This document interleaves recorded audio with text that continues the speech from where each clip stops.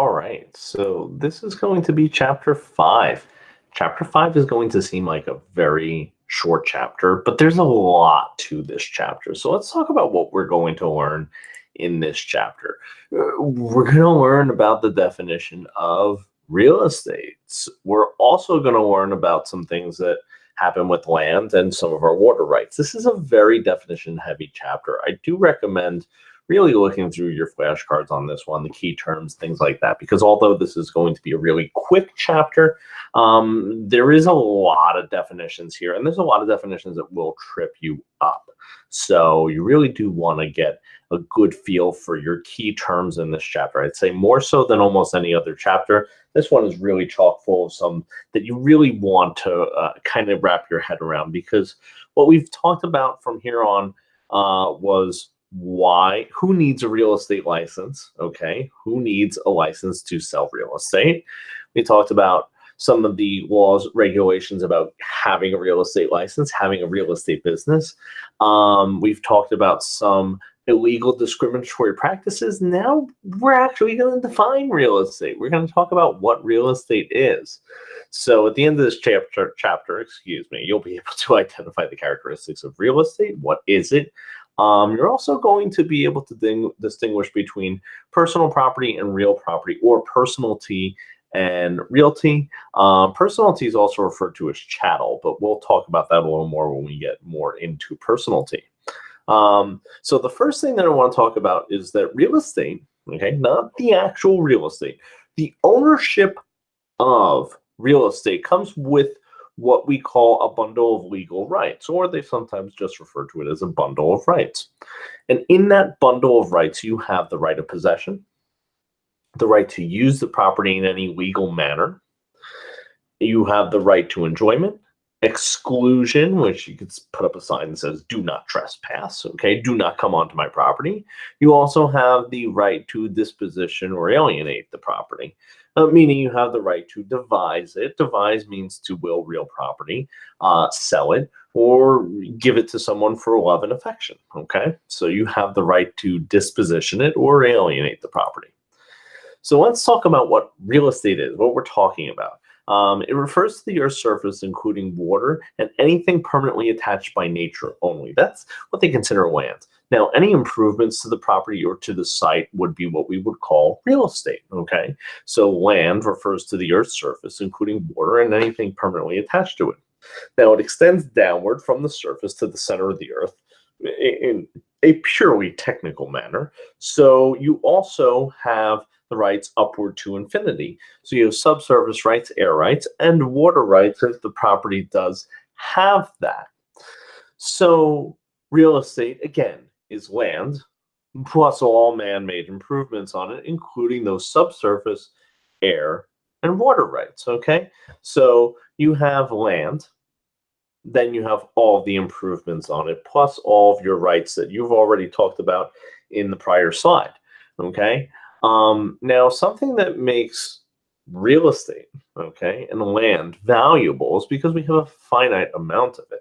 It's not something that we are going to have a creation of new land, okay? We have as much as we are ever going to have. It is finite. There's a finite supply of land. That's what creates value. It's a supply and demand kind of thing, okay? So let's talk about our water rights first. So talk about as far as our water rights.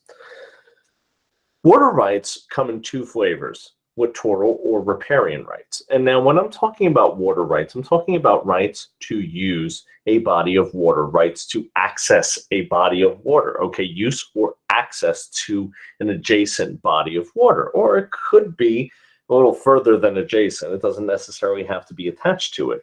If you know Seabright, okay, there are some littoral rights that come with properties in Seabright, and the property doesn't necessarily butt right up against the beach or the access that they have in regards to the water, okay? It's kind of separated by the main drag there in Seabright. There's a couple other towns, there's a couple other places that I can think of as examples, but again, we're talking about rights that run appurtenant, which means with the property. So let's talk about our littoral rights. I'll tell you how I remember littoral rights. Littoral rights are rights that one property would have for large bodies of water, okay? Oceans, large lakes, okay? And what I always think of is large bodies of water, L, okay? Littoral rights are our large bodies of water, okay? Riparian rights, adversely, are our navigable waterways, our rivers and streams. So riparian rights, rivers, rivers and streams. Okay, I think RI, river. Okay, so if you just think those two things, you'll actually probably have a good way to remember littoral rights or riparian rights. Now, some people actually use riparian rights for rights near the ocean. And there's several reasons for that, and I could go into explaining them, but I really don't want to confuse you with anything here. So really, for the purposes of the test, you want to differentiate littoral and riparian rights as littoral being large bodies of water, the ocean, large lakes, riparian being rivers, streams, navigable waterways, okay? Now, the other things that they're going to be talking about are definitions as far as what water does to properties. So let's first talk about erosion, because I think that's the first one that people kind of could wrap their heads around. Erosion is the gradual taking away or subtraction of land by water, okay, by the gradual receding of water, by the gradual taking away of water, or by wind. So water or wind could erode a property, and that process is called erosion. Okay, so erosion is when we gradually deplete the land by water or wind. Okay, so there's a taking away of property there by water or wind. Now, the opposite of erosion is that of accretion. So accretion, I think of it this way. It looks kind of like, if you jumble up the letters, it looks kind of like creation, right? It looks a little bit like creation. So the opposite of erosion is accretion. Accretion is the gradual creation of land through the deposit of alluvium, okay, onto a property. Now, alluvium is sediment. It's not necessarily sand, it's not necessarily stone, it's not necessarily gravel. It could be a mixture of that. It could basically be any or all of those things. So what happens is, instead of just kind of saying a very specific thing, it was a gradual deposit of sand, dirt, alluvium kind of encompasses all of those things, okay? So the deposit of alluvium is accretion, is the opposite of erosion. That's something that you do want to know. The next thing that we want to talk about is personal property versus real property, right? So let's identify the difference between personal property and real property. Personal property, typically mobile, okay, typically movable. However, personal property can sometimes become part of real property. Now, personal property is referred to as two things: personalty or chattel. Okay, so you could see it used either one of those ways. Now, personalty or chattel is transferred through a bill of sale. Property, okay, that is real estate, so land and any improvements made to the land, okay, the land and any improvements made to the land, real property. That passes by contract of sale, okay, and goes through the normal channel that we have in New Jersey. Then what happens is, if there is chattel in personalty, that would be transferred through what is called a bill of sale.